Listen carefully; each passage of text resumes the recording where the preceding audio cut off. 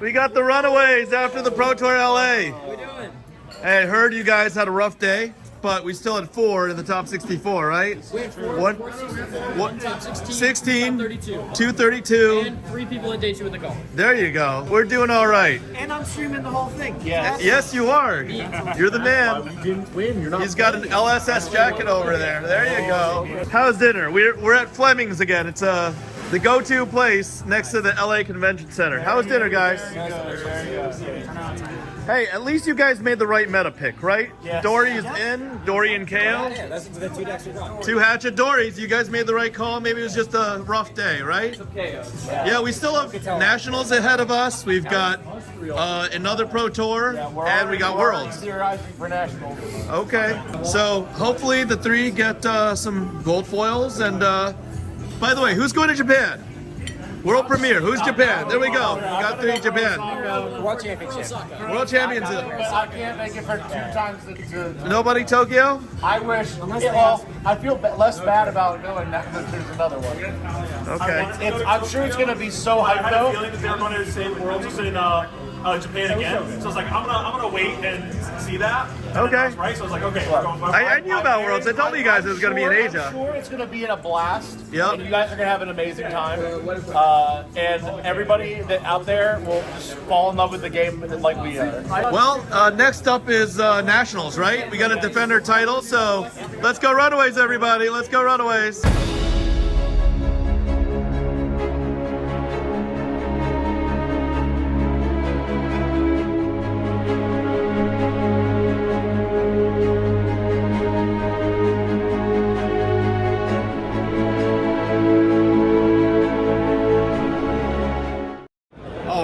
All right. Welcome to FaBled Hunters. I'm Paul. I'm Saint, and we're here to talk about some stuff. This is a Patreon spotlight.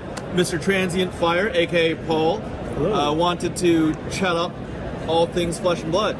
So we are here on the last day of the Pro Tour. It's the afternoon. Yep. What are your thoughts, man? Dude, the vibes here are good, you know.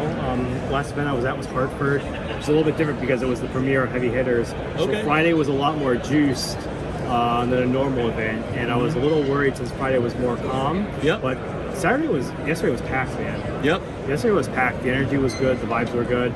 Unfortunately, I didn't catch too much of the pro play, but you know, I caught a little bit of it. You know, I hear you. Seems like there was some good stuff going on there. Doing a lot of deals, man. You know? Yep. A lot of acquisitions here. There's That's a lot of things moving around, a lot of assets moving around, and I personally think it's a great time to be purchasing scarce items of flesh and blood. I'm personally doing that. The collectors are out and about. There's not as many of us, but the deals are coming through, and we got to spend some time with Mr. White, the founder of the game. He came over to lunch yesterday, talked a little bit of shop, just about, you know, the great things coming out of the future. You saw the Misspell premiere, right? Of course. Yep. I was right in the front row, right next to Fluke, I think. Okay. Yeah. Cool. That was a great 3-minute video. I think the fact that it's going to be a female assassin, a female illusionist, and the dude Zen Ninja, they're all going to be great additions to the meta. They will be. I mean, the flavor's there, the hype's there. It seems like there's a lot of thought into the design of it. Yep. I'm really curious on how the Mystic Talent's going to work. I think there's a lot of things to be excited for. It looks like a different resource altogether because it's the same color, but it's blue, right? It's like a blue resource. I believe there will be blue resource cards. I'd have to imagine.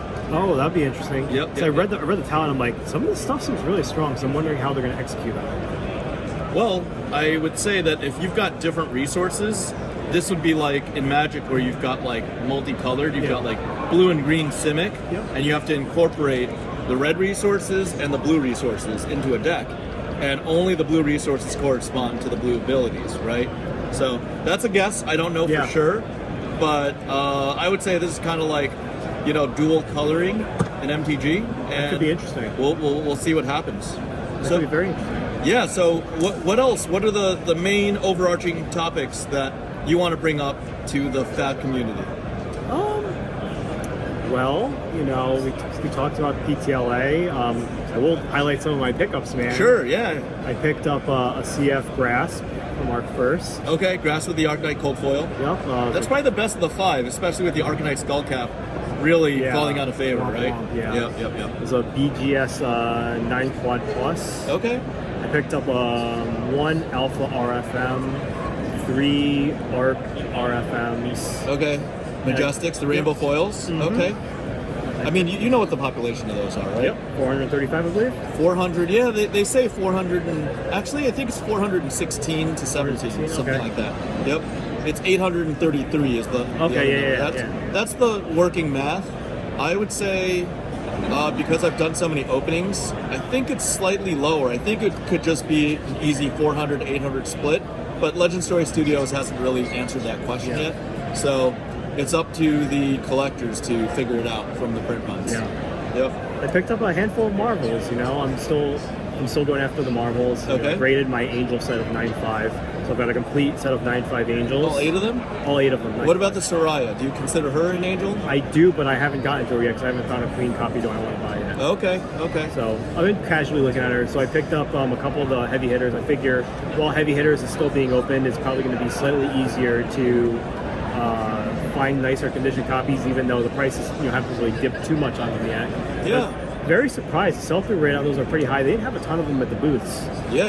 Heavy hitters is a good set. Yeah. It's a good set. They're really desirable. They're really in demand. They seem like. I remember I sat down with Hemel to go through all of their Marvels yesterday, and I only had a small stack of the heavy hitters Marvels, but I had dragons. Oh wow. Yeah, especially Yeah. when Dromai gets out of rotation. Yep. But you always got to assume that there's going to be Dromai 2, or there's going to be Dragon Mommy Part 2 at some point, right? They did that with Prism. Prism came back. So I don't think it's so bad for the game. I think that right now would be the time to pick up dragons, and we're probably going to be at a low point between now and when Dromai hits Living Legend and she's off. Yeah, it's a good time because she's got not a lot of mileage left. I believe, is she at 800 something or 900 something by now? She's at 796. Okay, so she 800. wins the calling today. I believe at the time of this recording, there's still a Dromai in top 4. She's still live. She's right? still live. 4 points away though if she wins. Okay, So- is Dromai still in the Pro Tour? Yeah. Yeah, there's another. Okay, so that's 300 points right there potentially. Yeah, no, I mean it's I think it's really a really exciting time for Fab. I think that with all the hype going on, all the new players getting into the game, I think 2.0 collectability, I think is something that's a little bit slept on. You know what I mean? It is. I think, especially, I talked to James White. I went to see him all 3 days. Oh, you did? I did. You got all three I pop do. collars. I have all 3 pop Congrats. collars. That's an achievement. Yeah. And one of the days I asked him, because I think we were talking about Collectors Week, Yep. and he confirmed that Collectors Week is coming back. Okay. And it's his intention to do it every week or every year. Excuse me. Every year. Yeah. Every year. So I think that'll be good. We'll know a little bit more information, and then as people start to gravitate towards heroes they really like and heroes they want to collect, I think people are going to find out that things are a little bit more scarce than they realize. Yeah. And with Collectors Week, it'd be great to just conjoin the print runs of whatever sets Legend Story Studios is willing to release, because that will give the collectors clarity. I believe Absolutely. that was a big idea. I believe we had a unanimous consent there. Yep. That was huge. And like you said, a lot of these cards, a lot of these sets are more scarce than people give them credit for. Absolutely. They're being thrown around like commodities, but a lot of people want to collect the angels. A lot of people want to collect dragons. Some players want to give up their Marvel dragons, but why? Right? They're probably going to only go up because they're not going to be a Marvel presentation again. And Dromai's most likely coming back. Just like Prism phased out, Prism 2 is in. There were a good amount of Prism players. She didn't perform that well, I don't think. But there was, I think, double-digit amount of Prism entrants into the Pro Tour. It was in the teens or in the 20s, something like that. And she's viable now. They even hot-fixed her with a weapon, so all the angels are all nice and ready to go in decks. So same thing with the dragons. Got to get the print runs. I'm glad that they are bringing back Collectors Week. I believe I did articles in the past, and if there are future opportunities, I'd like to contribute somehow. Yeah, I would love to see print runs for Uprising, Dynasty, Outsiders. I mean, that's me personally. I think that would be really appropriate for the next collectors week, considering that we're already at heavy hitters, and then Yeah. the next set's coming out, and that leaves a lot of other sets to wait and marinate on. Unlimited print run information would be cool too. Those sets are pretty far in the past, so I'm not too worried about those personally. I think we already got the first 3 Unlimiteds, right? Yeah. Even the Monarch, or not so much the Monarch? I don't think we got Monarch and Tails yet. The Tails. Okay. Yeah, I don't think we got those yet. But I wouldn't be too upset if we didn't get those. Yeah, the Unlimited don't matter that much because not many people really care. Yep. But people really care about how Fab 2.0 looks compared to Fab 1.0. And I think it would give them guidance. It would give the community guidance and confidence knowing how much Fab 2.0 product is out there so that they could, see the trail of cookie crumbs and figure out or, guess for themselves what Fab 3.0 or basically heavy hitters onwards is going to look like. Yeah. Yep. Yeah, no, so I mean, personally, for me speaking, now is the time you want to be looking at some of this stuff because, Collectors Week hasn't happened yet. You don't know how much product is out there. There's still relatively nice copies on the market. So now I know a lot of people are looking, grading multiples are down, collectability is down. But now is the time, I think, when you want to be trying to find those clean copies, and you want to be trying to get them into your grader of choice, whether it's PCG or DGS or PSA, whoever you choose for your grading, and get those copies now while they're still available on the market, so you're not sitting there hunting or trying to find sealed or get sealed product and rip it yourself, because that can be a pretty tough. That can be pretty expensive. Yes, that can be very expensive. And it's true. You said grading multiples are down, high-end singles are down. Yep. This conversation has been going around for almost the entire Pro Tour. People are saying, why are high-end assets so cheap right now? And honestly, I think the easiest answer is that the U.S., at least I would say the West right now, its economy is in shambles. The global economy is not very healthy, but it's really, really bad in the U.S. There's a lot of inflation going on. Sure, the top couple of percent are making money in the stock market, but every man, the middle class and below, are suffering, they're hurting, and people just aren't out there spending $1,000 to $10,000 per card on cardboard. That said, the flip side is these items are very scarce. They're very sought after. To be worth, thousands to tens of thousands, there needs to be people willing to purchase them. So I wouldn't be so quick to just, liquidate any of these assets, although a lot of it is happening right now. But it's also the time to look at the flip side and say, hey, if you have $1,000 able to be used for disposable income, now's the time to buy a piece of, 1 in 800 tectonic plating, a 1 in 800 scabskin leathers. Grasp of the Arknight is also 1 in 800, which you picked up, right, for that reason, because it's very scarce. And you can start from the small stuff. You don't have to get a heart or an eye or a tunic. You can also get a skull cap for under $1,000 right now, pretty easily. I think skull caps are like 700 or 800 or something like that. I paid $680 for one. For an Arknight skull cap. Yeah. That's insane. These cards were like 5,000 all day during the spike. But due to the change of the meta, Skullcap is not anywhere near as useful as it used to be, but it's still a generic, legendary cold foil equipment, 1 in 800, iconic as hell from the second set, right? I think Skullbone Cross Wraps is under $800 as well right now, $750, $800, something like that. And there's a lot of opportunity out there, but people are just, I think the sentiment is a lot of people that are not in the know, they're turning their backs on collectability of Flesh and Blood. People will say that Saint, you hold heavy bags, maybe even Paul, you hold heavy bags. And they're not heavy if you actually like the card and you're buying it to hold on to it and appreciate the rich history of this game, a history that's growing with every single set. So here's a cool story from when I was playing. So I was playing in CC, the Energy Potion event, and I was up against a young lady who was talking about how Dorinthia is her favorite hero, and she was showing me all of her Dorinthia bling. She's like, oh, I've got this in cold foil, I've got this in cold foil, I've got this in cold foil. Okay. I'm like, oh, that's awesome. Yeah. She's like, well, all my equipment suits cold foil. I'm like, oh, that's awesome. Yeah. And she's like, well, except the tunic. Mm-hmm. And I go, oh, okay. And she's like, well, I'm, kind of just waiting, I'm trying to find a decent deal, and, I'm trying to, buy my time. It's a little bit more expensive than, like, the refraction bolters or the Brave Forge bracers, for example. Of course. I'm like, well, me being the collector, I've hit every single one of these booths and looked at pretty much everything that I haven't seen before. And I noticed that, shout out to Paul at Stomping Grounds, he had a decent copy of Tunic there, and I let her know. And then, her and her husband, I think, went over there and negotiated a deal, and she picked that up right at the really? event. Yeah. Okay. So, I mean, there's still people out there. She's a Dorinthia main. She's always played Dorinthia, and she really wanted the card. So, there are deals to be had out there, and I think based off of what I've seen on the secondary market, she got a great price on it. Yep. That's absolutely the case. I didn't need another Enlightened Strike, but an Enlightened Strike Rainbow Fall Majestic from Alpha, the pink strip, was being shopped around. And another guy, I remember, he was a Patreon.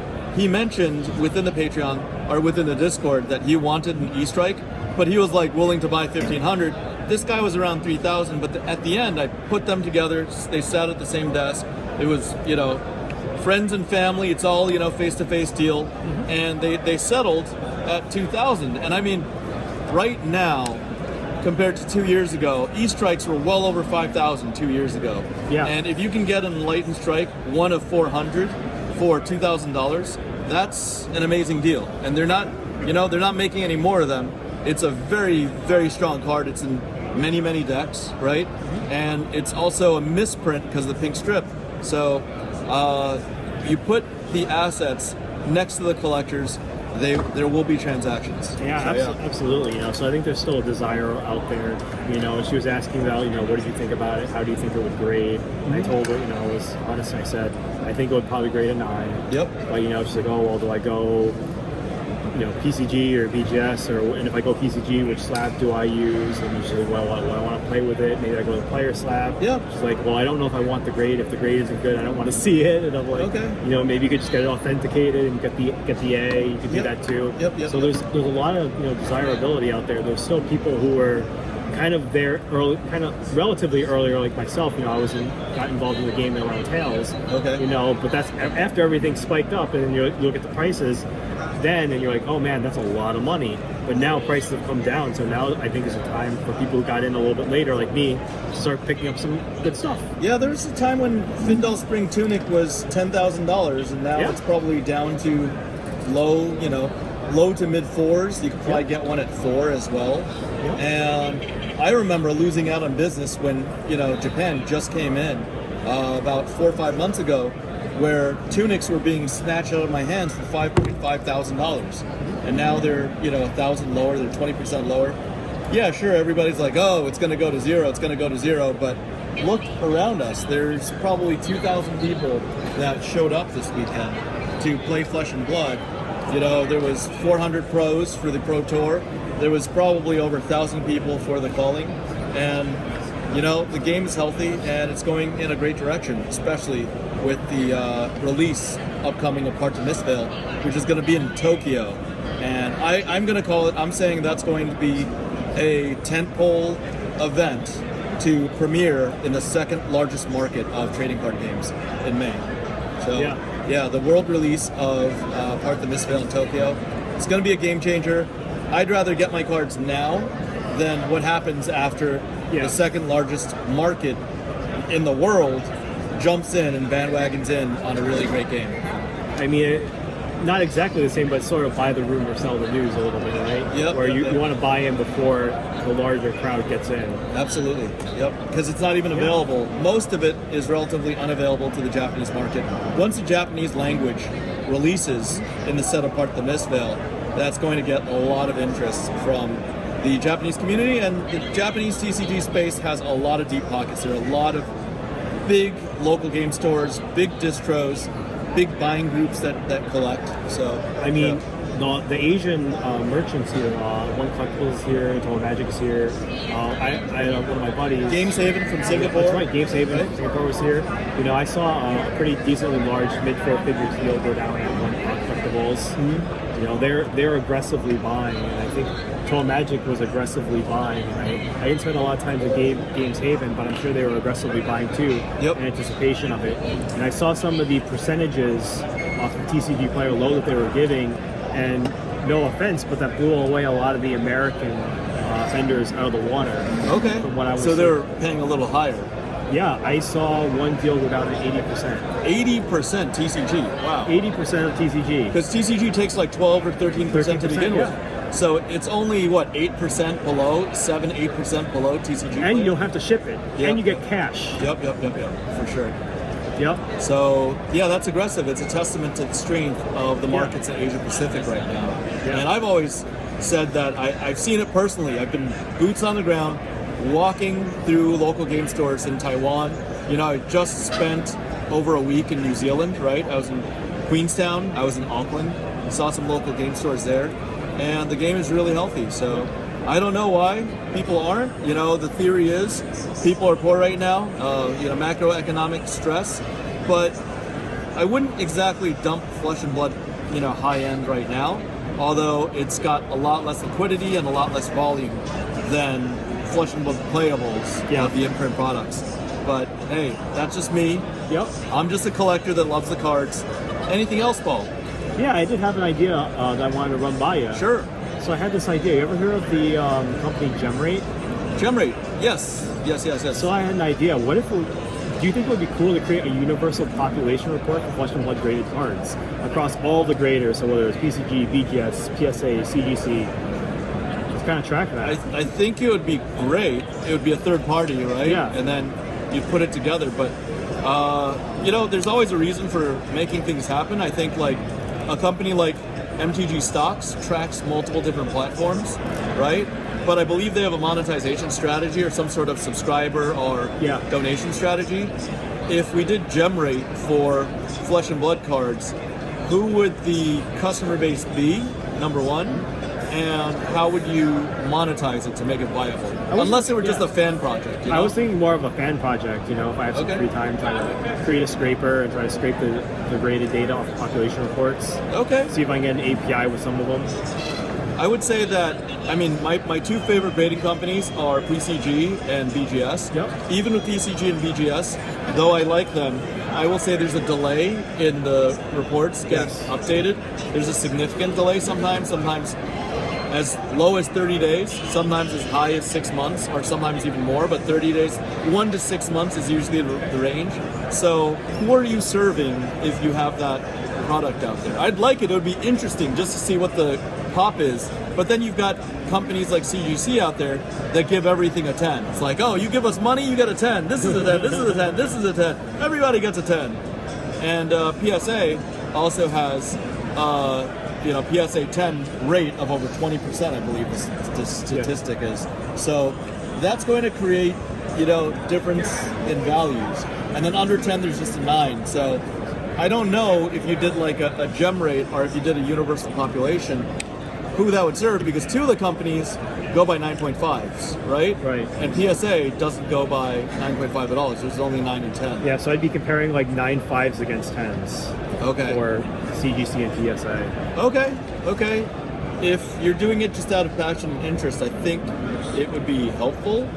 But I would advise that you start with BGS and PCG because I think that's where the bulk of the rating is, right? Less than 3%, I'd say, of Flesh and Blood slabs go to PSA, and I'd be surprised if even 1% of Flesh and Blood slabs go to CGC. But you know, stupid people exist, so you know you could put your money, you could flush your money down the toilet if you feel like it, right, and get unreasonable grading. Yeah, it's not the worst idea if you've got time to put it together and you've got the software know-how. Then give it a shot, right? Right. Anything else to ponder for the viewers? Nope, I appreciate the time though. Yeah, and I appreciate the Patreon support. I'm glad to do these episodes so other Patreons can get featured, and we can make impromptu episodes of FaBled Hunters. So I hope you enjoyed the time at the Pro Tour. Hope to see you at future events. Definitely. And it's been a pleasure, Paul. Thank you. Thanks you for your time.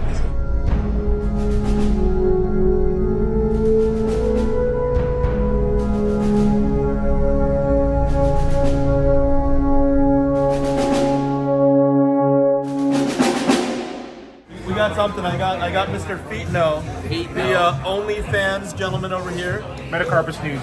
Subscribe. Metacarpus News. All right, all right. So we got a little transaction going on, right? It took too long to get back to me, so here's the other one for you. Oh shoot, 6? I'll have to settle up. Okay, we got 6. 5 are yours. I got my first LL point.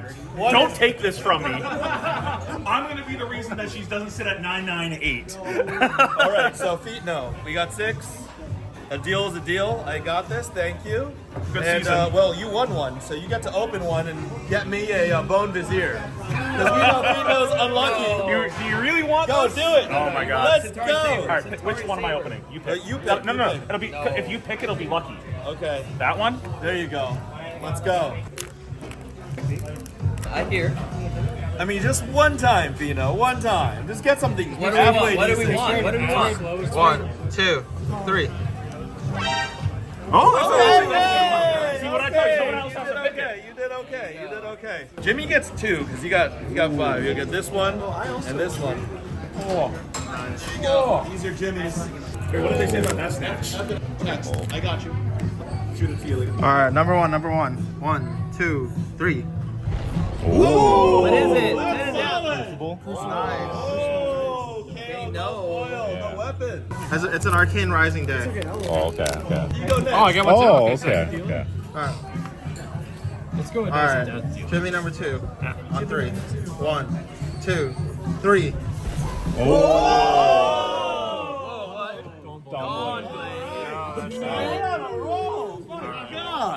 My God, this is good.